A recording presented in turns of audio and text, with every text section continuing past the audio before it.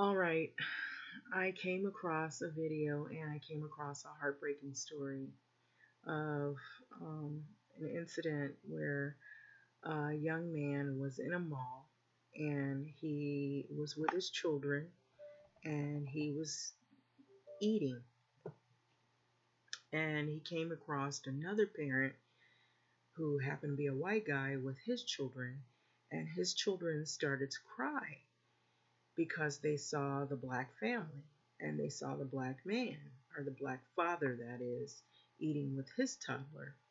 Instead of them as in security or the people asking the white family, why don't you just leave or move to another location if your kids are acting the way they are, and you feel that it's offensive or whatever, which really it's all boiling down to racism and hatred. They escort the black father with his toddler out the mall as if he was a criminal, or as if he were a criminal. So the black father eating with a toddler son says that he was forced to leave by Alabama mall security after a child, oh, they need to be more specific. It was a white child that cried at the sight of him. Okay, so this is by Niara Savage. So this is recent. And so this was put out the 18th of June.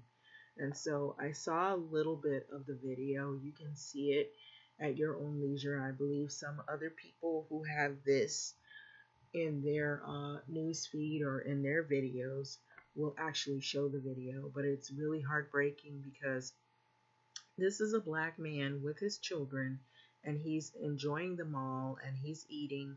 He's not doing anything wrong to anyone. He's escorted out as if he's a criminal, all because a white father's child cries at the sight of him. So it's teaching hatred basically to young kids, um, teaching this white child to hate black people when you see them, or to cry or to fear black people when you see them. So an Alabama father said that he was eating with his 2-year-old son at a mall in suburban Birmingham.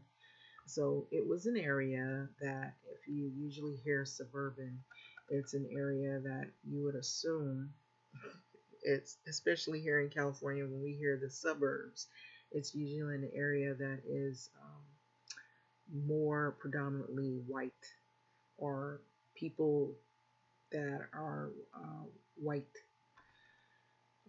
So this is really difficult to express. So when he was forced to leave after another child cried at the sight of him. And so this is really sad because you're involving children.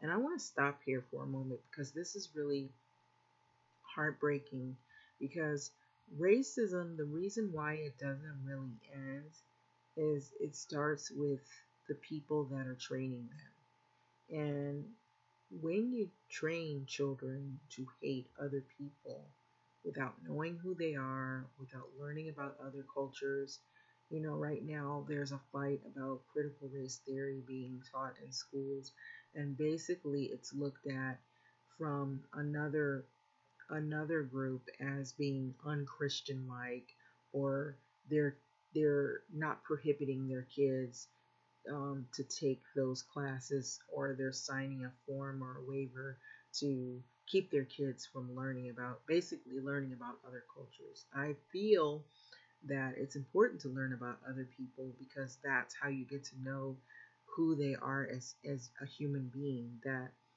they're not that much different than you are, as a person. And what happens is when you isolate kids and you separate, and it's another form of segregating.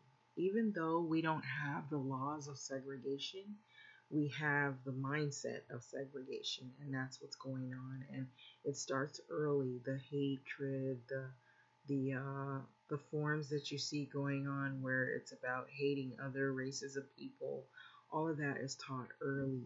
and they're grooming this kid to have fear.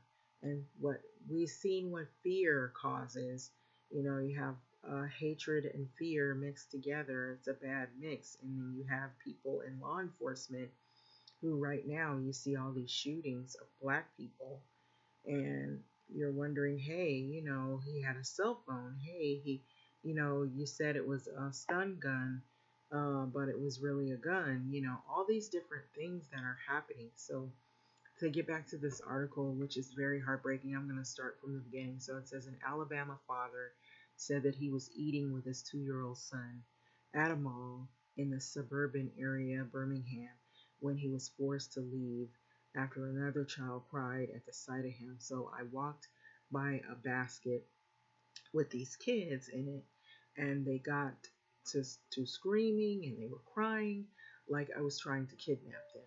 So the father and comedian Tay Juan Dennis told AL or Alabama.com, the dad walked up to me and said, "Hey, what did you do to my kids? So you're scaring my kids."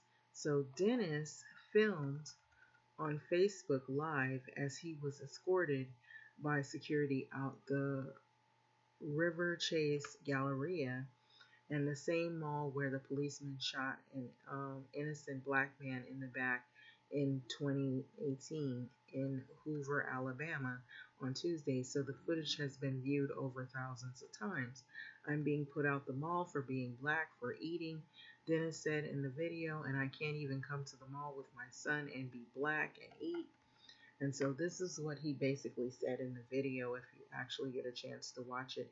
So they'll show still clips of this below. But according to the mall officials, the situation had nothing to do with race, they say. We are aware of the video circulating, but the individual prior to this or that was actually being very loud and disruptive, they say.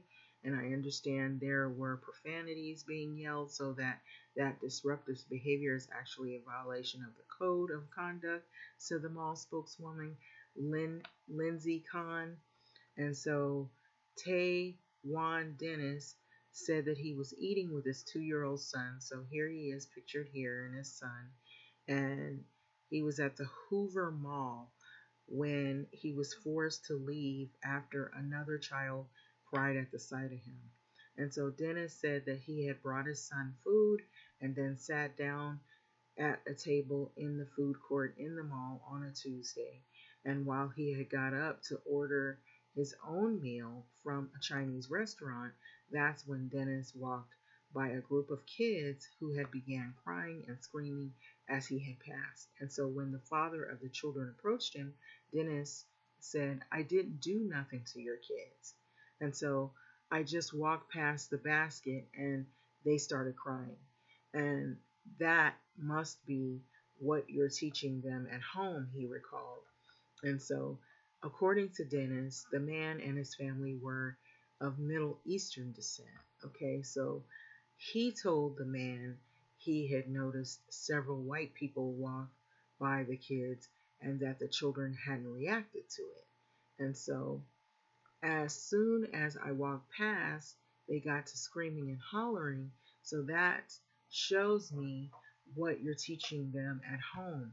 So whoever these people were, even though that they were Middle Eastern descent, which is to me an, another version of white people, just still whatever they're learning from maybe media or whatever to look at people or view people as bad or scary, they're teaching the kids this, and that's another form of teaching hatred or teaching racism, is to teach kids to fear black people when you see them and get afraid of them.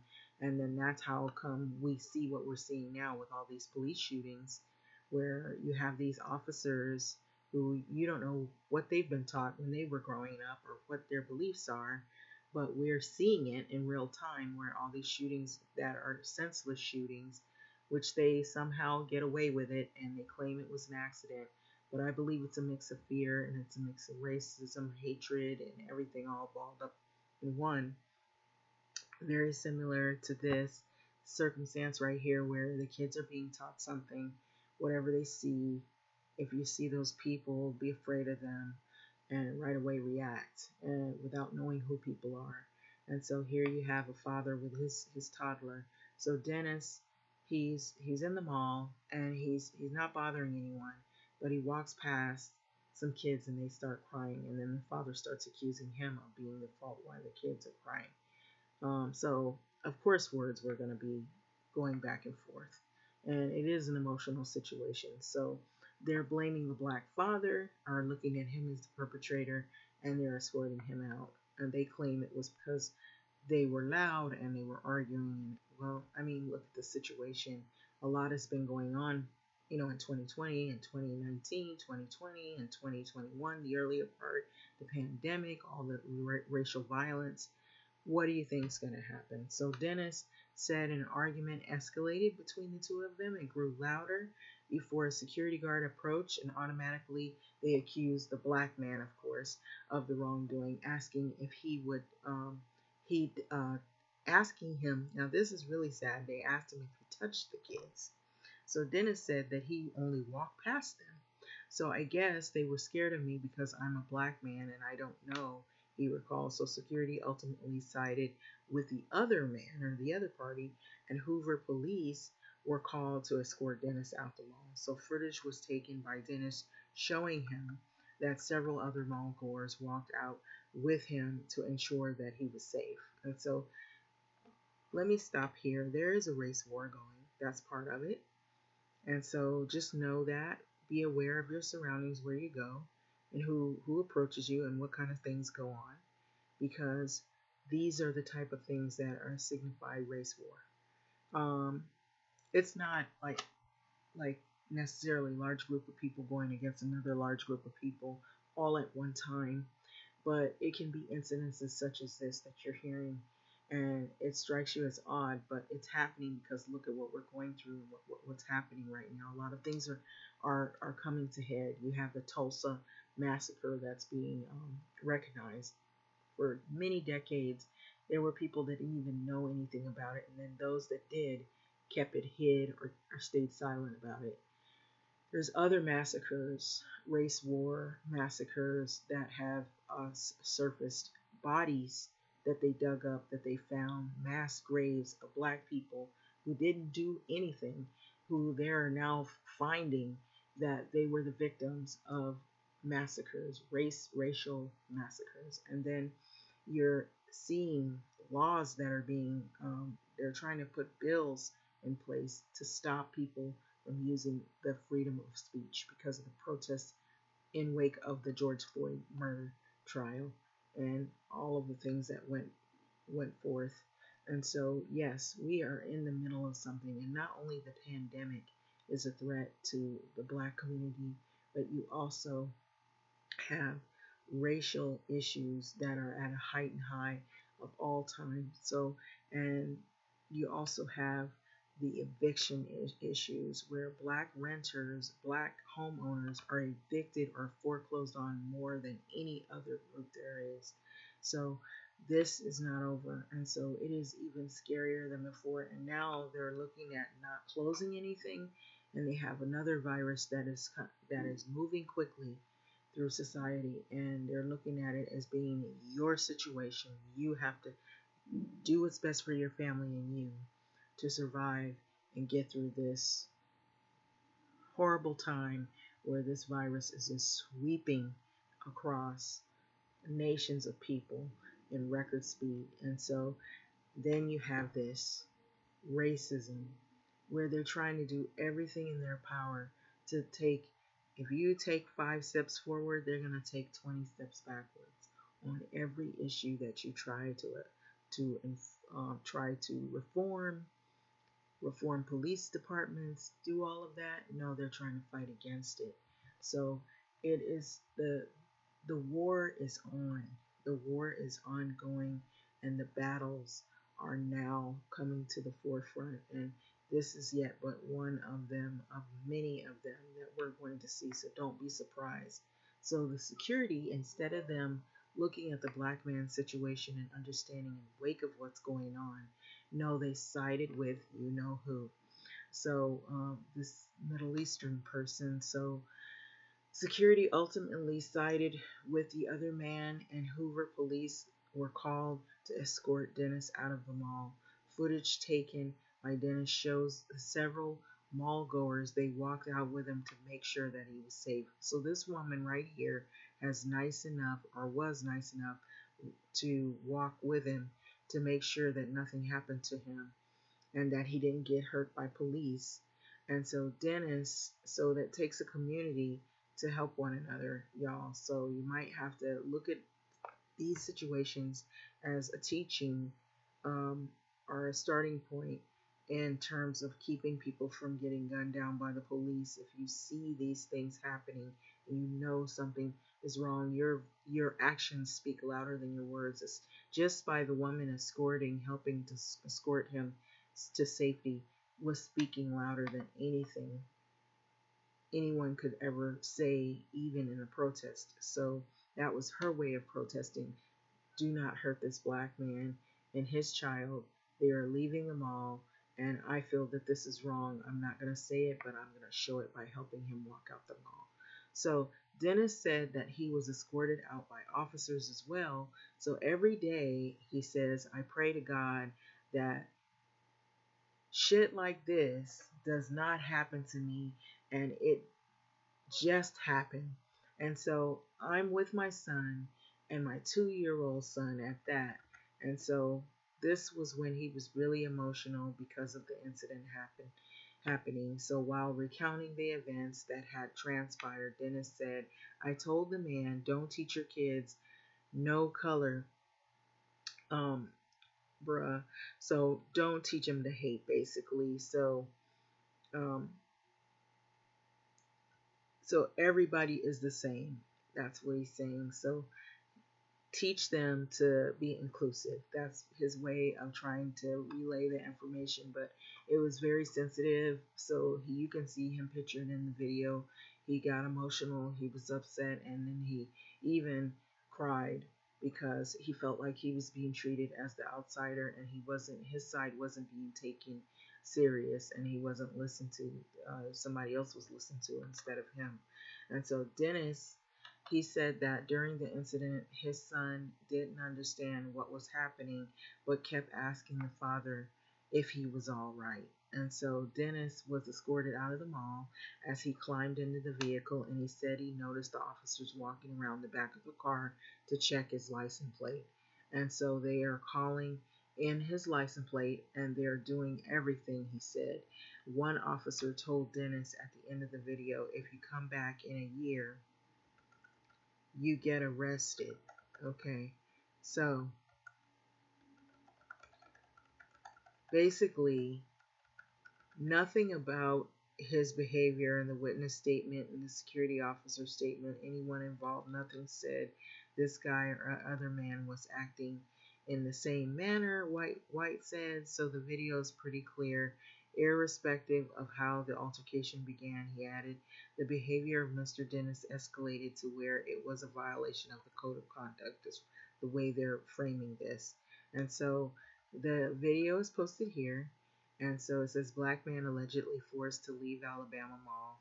And it says Tejuan Dennis said that he was eating with his 2-year-old son at the Hoover Mall when he was escorted out the building. And so it's here. It says River Chase General Manager Mike White defended the handling of the situation, saying surveillance footage shows the other man did not act in an unacceptable manner as Dennis did. So they made it seem more like the black guy was more acting in an unacceptable manner than the other guy.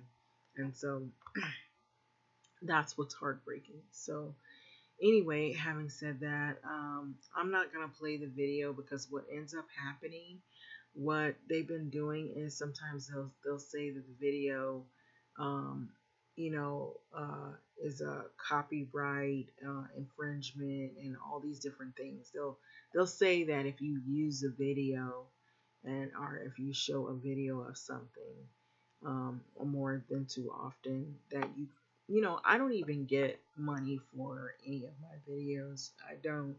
I do it out of